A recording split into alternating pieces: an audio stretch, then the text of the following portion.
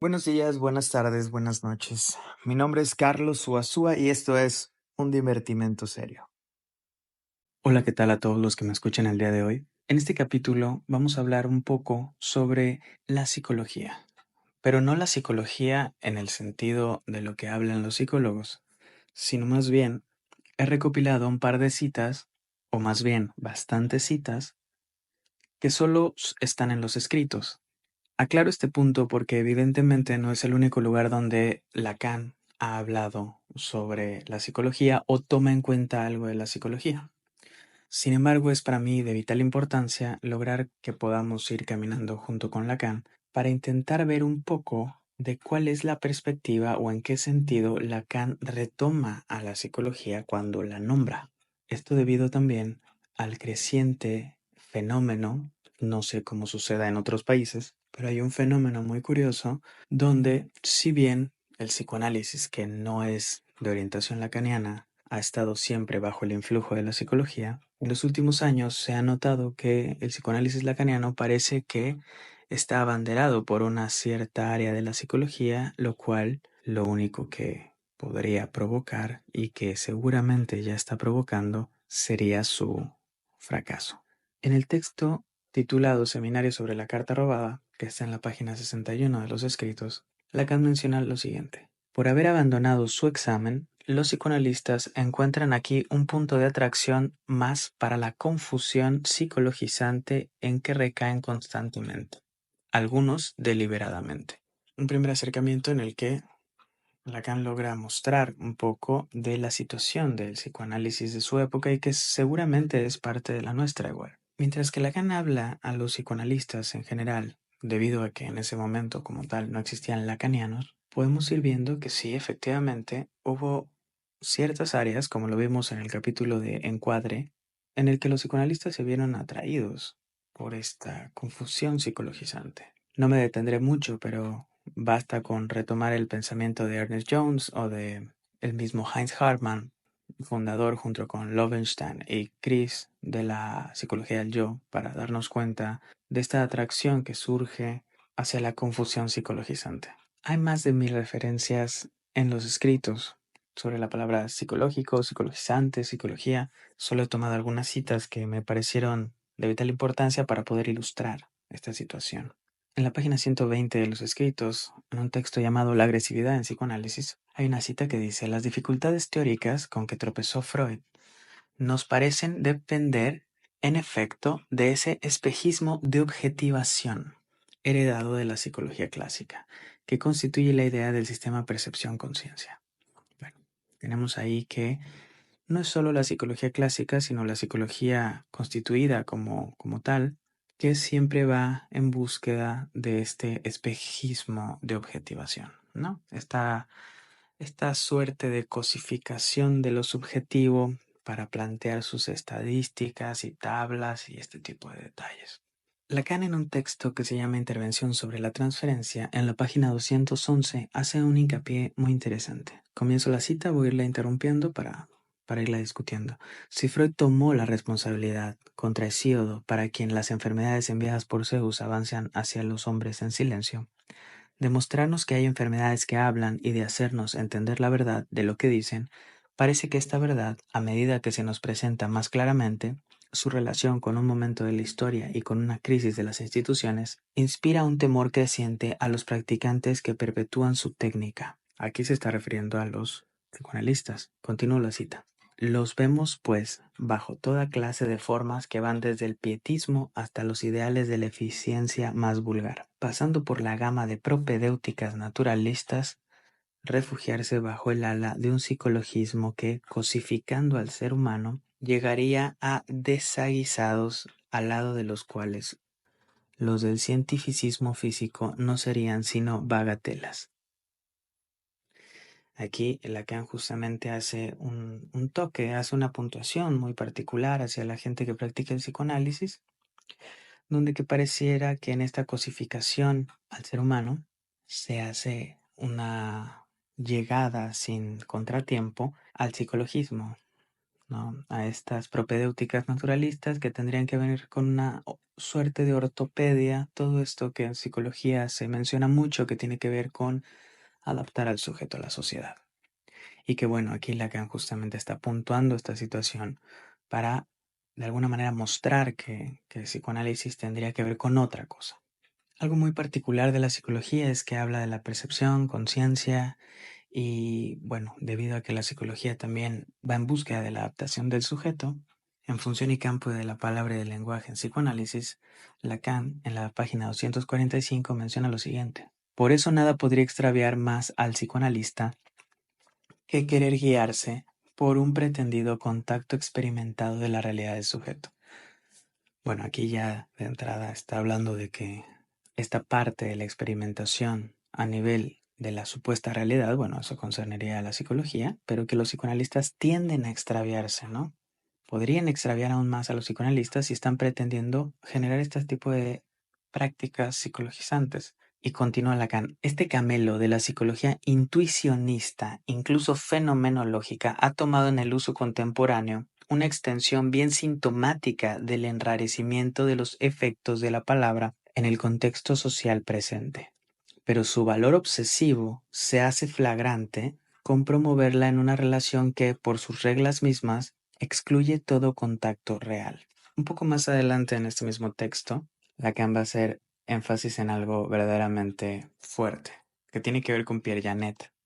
Recuerden que Pierre Janet fue un gran teórico y clínico de la psicología y psiquiatría, entonces hay que tenerlo en cuenta que la postura de Pierre Janet es más psicologizante, es más en el ámbito de la psicología y cómo él se empieza a desmarcar de esta situación. Es siempre, pues, en la relación del yo del sujeto con el yo de su discurso donde debéis comprender el sentido del discurso para desalienar al sujeto. Hablo un poco de esta cita ampliada porque puede generar confusión, pero por eso les leo este previo.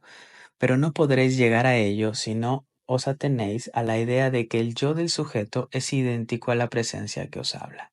Este error, Lacan lo toma como un error, se ve favorecido por la terminología de la tópica que tienta demasiado al pensamiento objetivante, permitiéndole deslizarse desde el yo definido como el sistema percepción-conciencia, es decir, como el sistema de las objetivaciones del sujeto, al yo concebido como correlativo de una realidad absoluta, y encontrar en él, de este modo, en un singular retorno de lo reprimido, del pensamiento psicologista, la función de lo real, sobre la cual un Pierre Janet ordena sus concepciones. Esta cita es un poco más confusa, sin embargo, él está hablando de todo este movimiento que pareciera que es bastante psicoanalítico porque algunos autores y clínicos de psicoanálisis mencionan este tipo de procederes, pero que conciernen más a las concepciones de Pierre Janet que realmente del psicoanálisis. Aquí Lacan está zanjando ciertas diferencias.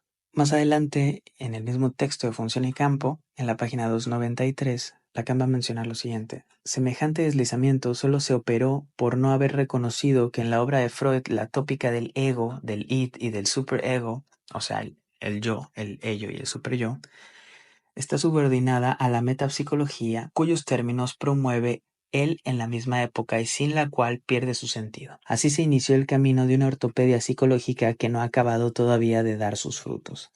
Esto es bastante claro tomando en cuenta la época, estamos al inicio de los 50 y la psicología del yo estaba a todo galope. Y que a pesar de que la psicología del yo como tal ya ha dejado la vida y llegan otros tipos de psicoanálisis en las naciones angloparlantes, se sigue teniendo esta misma idea, ¿no? Esta misma idea de una ortopedia psicológica adaptativa. Siempre habría que preguntarse si se va a adaptar a un sujeto, preguntarse bajo los intereses de quién o de qué es esa adaptación. En un texto llamado El psicoanálisis y su enseñanza, que están escritos también, todos los textos que estoy citando están en escritos, en la página 428 hay una cita de Lacan que es bastante chistosa, aunque puede tocar ciertas susceptibilidades. Él dice así: sin duda es débil la responsabilidad del psicoanálisis en esa especie de chancro constituido por las coartadas recurrentes del psicologismo, en un área social que cubre su irresponsabilidad con lo que tuvo de significante la palabra liberal. Bueno, ahí podemos ver claramente que la postura de Lacan con respecto a la psicología es pensarla como un chancro, nada más y nada menos, ¿no? Ustedes podrán juzgar si el adjetivo o el símil que hace Lacan para tomar en cuenta este psicologismo como chancro sea correspondiente o estén de acuerdo.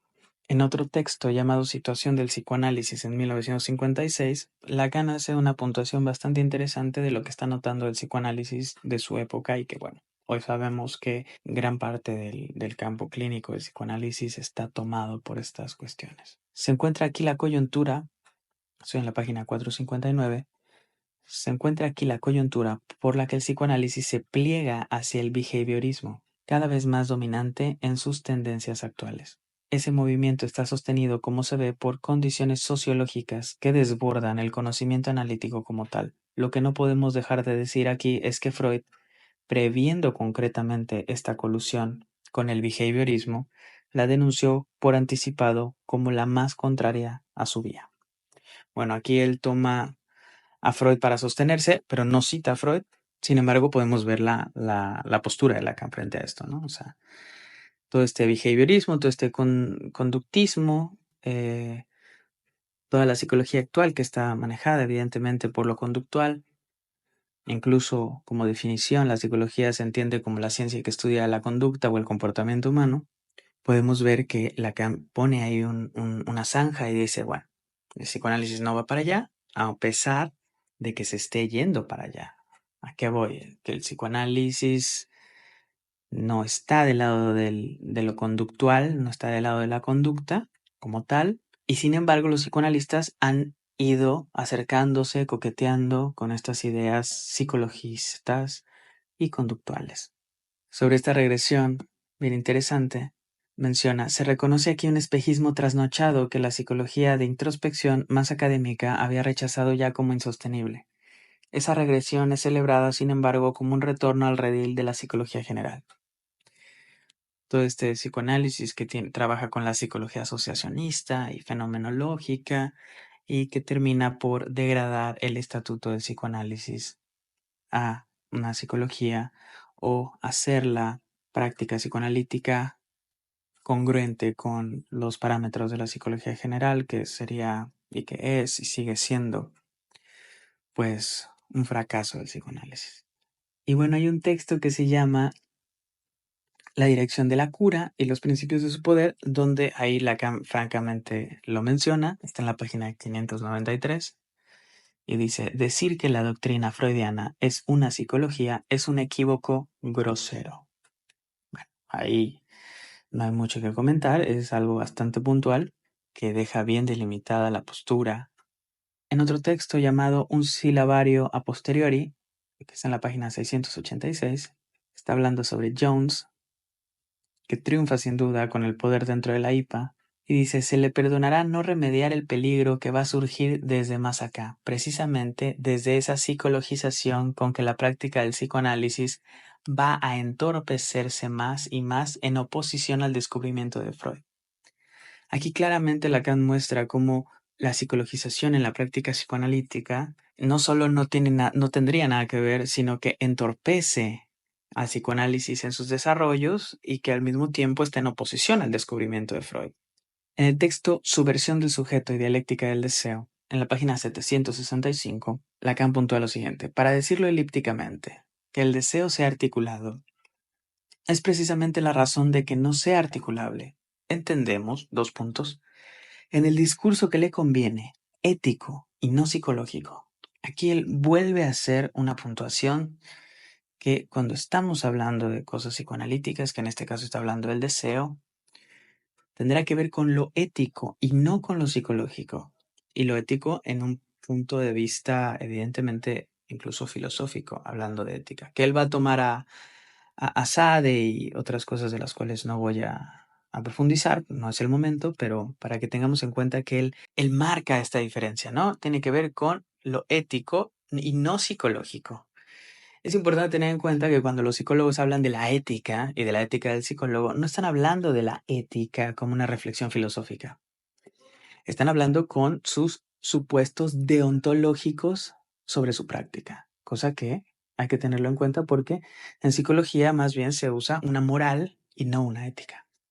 Más adelante en ese mismo texto menciona lo siguiente para comparar la psicología. Dice, no tiene que tener en cuenta para nada ninguna aberración llamada subjetiva en el sentido común, es decir, psicológica. Está en la 767. Es interesante cómo Lacan mete el sentido común con las cuestiones psicológicas. Bueno, les llama aberraciones también, ¿no? O sea, que para pensar el psicoanálisis sería una aberración pensarlo desde el sentido común. Y equipara en una igualdad a la psicología o al pensamiento psicológico con el sentido común. Entonces ahí ya están mencionando como aberración tanto el sentido común como el pensamiento psicológico para lograr pensar el psicoanálisis. Y más adelante en ese mismo texto menciona esto. Voy a dar la cita completa, pero me interesa un punto de vista que deja pasar. El trabajo, nos dice, al que se ha sometido el esclavo renunciando al goce por temor de la muerte, será justamente la vía por la que realizará la libertad. No hay engaño más manifiesto políticamente y por ello mismo psicológicamente. El goce es fácil al esclavo y dejará al esclavo en servidumbre. Bueno, no nos vamos a meter con lo que está en el contorno de la cita, sino más bien en el modo de expresión que usa Lacan. No hay engaño más manifiesto políticamente y por ello mismo psicológicamente. Nuevamente, Lacan menciona una situación curiosa.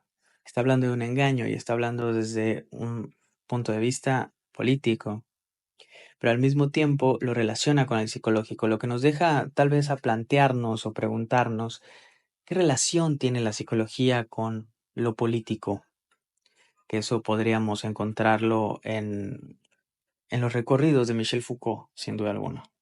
En otro texto que se llama Posición del inconsciente, que esto está en la página 792, menciona lo siguiente: así el inconsciente de los psicólogos es debilitante para el pensamiento, tan solo por el crédito que éste tiene que darle para discutirlo. Es interesante cómo aquí Lacan plantea justamente el hecho de que los psicólogos, dentro de su estructura de pensamiento y práctica, piensen a lo inconsciente o intenten introducir el concepto del inconsciente, puede ser debilitante para el pensamiento psicológico, puesto que le tienen que dar un crédito al inconsciente para discutirlo y eso podría ser contraproducente incluso para el modo de reflexión que tienen en psicología. Y más adelante menciona, la psicología es vehículo de ideales. La psique no representa en ella más que el padrinazgo que hace que se le califique de académica. El ideal es siervo de la sociedad. Bueno, aquí es una crítica puntual y directa a la psicología. Aquí no está delimitando nada. Está realmente dando una puntuación de que la psicología es un vehículo de los ideales y que el ideal termina siendo siervo de la sociedad, lo que podría relacionarse con lo que estábamos hablando en la cita que habíamos mencionado sobre lo político y sobre si hay una adaptación al servicio de quién sería esa adaptación. Bueno, aquí parece que deja ver algo claro sobre el ideal es siervo de la sociedad y si la psicología es vehículo de ideales, tendríamos que pensar qué relaciones tiene la psicología con la política y la adaptación social. Hay otro texto que se llama Del Trieb de Freud y del deseo del psicoanalista, y esta cita es bastante compleja. Hay que tocarla poco a poco. Bueno, todas las citas que he mencionado son algo complejas, pero hay que irlas ahí como desbrozando poco a poco. En la página 809 dice, la pulsión tal como es construida por Freud. Es interesante cómo la menciona así, ¿no? El concepto como construido por Freud a partir de la experiencia del inconsciente, prohíbe el pensamiento psicologizante, ese recurso al instinto en el que enmascara su ignorancia por la suposición de una moral en la naturaleza. Y aquí hay varias cosas que habría que discutir. Primero, cómo es que los psicólogos siempre al leer a Freud parece que están hablando de instintos y no de pulsión. Y por otro lado, aunque se hable de pulsión, parece que siempre está el instinto ahí enmascarando como esta ignorancia debido a la suposición de que hay una moral en la naturaleza. Y esta moral en la naturaleza hace referencia a lo que está bien, a lo que está mal, y que el macho corresponde a tener cópula con la hembra, y este tipo de cosas de las cuales hoy en día podemos observar francamente de una manera muy clara, debido a que parece que hay incluso en lugares de academia psicológica que parecen un tanto religiosos, tomando en cuenta esta cuestión de lo natural, de qué es lo normal en la naturaleza, y bueno, se han escapado totalmente del campo de reflexión, ¿no? Pero bueno, así está constituida la psicología y parece que por ahí va avanzando. Por eso es importante, si bien no tener una cruzada en contra de la psicología, sí tenerla ahí a la distancia, dialogar con la psicología, discutir con los psicólogos, pero no hacer estos híbridos extraños, puesto que, como Lacan menciona aquí, solo enmascararíamos la ignorancia. Esta cita es un poco más larga y está en un texto que para mí es un texto buenísimo que se llama La ciencia y la verdad. Está en la página 817 esta cita. No hay ciencia del hombre. Uf, ya con eso tenemos bastantes problemas, ¿no? Cosa que debe entenderse en el mismo tono de que no hay pequeñas economías. No hay ciencia del hombre porque el hombre de la ciencia no existe, sino únicamente su sujeto. Es bien conocida mi repugnancia de siempre por la denominación de ciencias humanas, que me parece ser el llamado mismo de la servidumbre. Bueno, esto ya se había mencionado con algunos filósofos, ¿no? Las ciencias humanas, que parecen más bien el modo en el que se estudia para el control de los humanos y la imposición, ¿no? No solo está la cuestión del poder en Foucault, podríamos tomar en cuenta a Agamben, a Deleuze, incluso Althusser, ¿no? Con los aparatos ideológicos del Estado. Hay varias cosas que tendríamos que comentar ahí, pero no me voy a desviar tanto. Seguiré con la cita que empieza a ser un poco más recalcitrante. Es también que el término es falso. O sea, ciencias humanas es un término falso. Dejando de lado la psicología, que ha descubierto los medios, es interesante como aquí rescata, pero no se une a ella. Dejando de lado a la psicología, que ha descubierto los medios de sobrevivir en los servicios que ofrece a la tecnocracia. Uf, y aquí le da otro zarpazo, donde deja la psicología como por fuera de las ciencias humanas, pero al mismo tiempo le da ahí justo en la llaga donde si la psicología ha sobrevivido es porque está en la servidumbre de los servicios que ofrece a la tecnocracia, ¿no? A toda la cuestión política, a los ideales sociales, etcétera, ¿no? O incluso, sigo con la cita de Lacan, como concluye con un humor verdaderamente swiftiano, un artículo sensacional de Canguilhem. Ese texto de Canguilhem es el texto que les mencionaba el capítulo anterior, que se llama ¿Qué es la psicología?, que es divinamente hermoso. No porque sea bello en sí mismo, sino por el modo en el que va cuestionando la psicología. Y sigo con la cita, dice, es una resbalada de tobogán desde el panteón a la prefectura de policía. Así es en el nivel de la selección del creador en la ciencia, del reclutamiento de la investigación y de su mantenimiento, donde la psicología encontrará su fracaso. Está dicho y no me voy a extender más en esa cita. Como penúltima cita, me gustaría retomar en ese mismo texto de La ciencia y la verdad, en la página 831, dice, en una palabra, volvemos a encontrar aquí al sujeto del significante tal como lo articulamos el año pasado, vehiculado por el significante en su relación con el otro significante. Debe distinguírselo, y aquí les recomiendo poner 3 tintas, debe distinguírselo severamente tanto del individuo biológico como de toda evolución psicológica subsumible como sujeto de la comprensión. Bueno, aquí tenemos varias cosas. Lacan está puntuando el hecho de qué sujeto es del que se trata en la práctica psicoanalítica, cuando menos la que él practica o la que él está proponiendo en su enseñanza. No me voy a detener mucho en lo que es el sujeto lacaniano, pero sí voy a centrarme bastante en esta otra cuestión de qué no es o cómo debe distinguírselo, porque se ha visto mucho en algunos espacios, en algunos lugares, donde estos otros sujetos, que también se llaman sujetos en sus disciplinas o ciencias, son conceptualizaciones del sujeto que son diferentes y que tienen por sí misma sus directrices y sus limitaciones.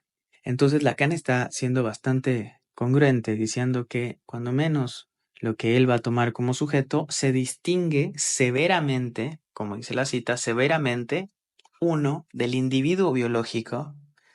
Quiere decir que el sujeto lacaniano, el sujeto de psicoanálisis lacaniano ya no tiene nada que ver con el individuo biológico y se debe distinguir de toda evolución psicológica, aquí ya tenemos en cuenta a todos estos sujetos psicológicos, todas estas conceptualizaciones del sujeto, como lo toman en cuenta las teorías del desarrollo que hicieron muchos postfreudianos y bastantes psicólogos también.